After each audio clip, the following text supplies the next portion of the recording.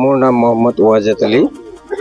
এই ওদালগুৰি ডিষ্ট্ৰিক্টৰ 2 নম্বৰ মাধৱ গোহাঁই আৰু মাছবাৰ সমষ্টিৰ অন্তৰ্গত আৰু দৰং জিলাৰো অন্তৰ্গত সীমামূৰীয়া 2 নম্বৰ মাধৱ গোহাঁই গাঁৱত এখন মানে তোলাৰ মেল আছিল, ডাঙৰ তোলাৰ মেল। 150 মান শ্ৰমিকে কাম কৰে।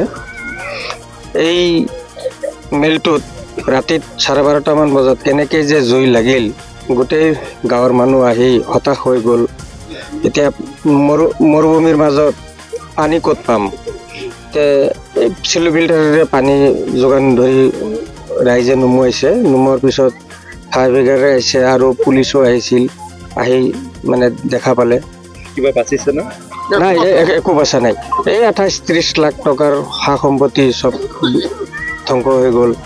গতিকে মই এটাই আহ্বান কৰোঁ চৰকাৰক, যাতে এই দুখীয়া পৰিয়ালটোক যাতে চৰকাৰে সাহায্য কৰে আৰু MLA মহোদয়কো এই মাছবাট সমষ্টিৰ MLA মহোদয়কো মই আহ্বান জনাইছোঁ যাতে এই চৰণ ছাৰ মহোদয়ে যাতে এই পৰিয়ালটোক যাতে অলপ চাই, পুলিচ প্ৰশাসনো যাতে অলপ নজৰ দিয়ে, যাতে এই বস্তুটো তদন্ত কৰি কেনেকৈ মানে এই জুইটো জ্বলিল মানে এই আওতানত আহিব লাগে। আৰু মিলৰ মালিক হ'ল চুৰাহাব আলী আৰু জুলফিকাৰ আলী।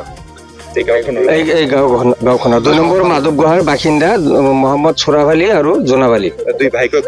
দুই ভাই ককাই মিলি এই ব্যৱসায়টো চলাই আছে। উচিত তদন্ত বিচাৰিছোঁ আৰু আমি MLA ছাৰকো মানে আহ্বান জনাইছোঁ যাতে এই পৰিয়ালটোক এটা ডাঙৰ এটা সাহায্য দি যাতে এই পৰিয়ালটো উপকাৰ কৰে যেন, এইখিনি আমি MLA ছাৰক আহ্বান জনাইছোঁ। হোৱাটো মানে আমাৰ ৰাতি 12:30 মান বজাত আমাৰ তোলাৰ মেলত জুই লাগিলে। মোৰ নাম জুলফিকাৰ আহমেদ হয়। গাঁওখন 2 নম্বৰ মাধৱ গোহাঁই, জিলা ওদালগুৰি জিলাৰ পৰা। দৰঙৰ সীমামূৰীয়া।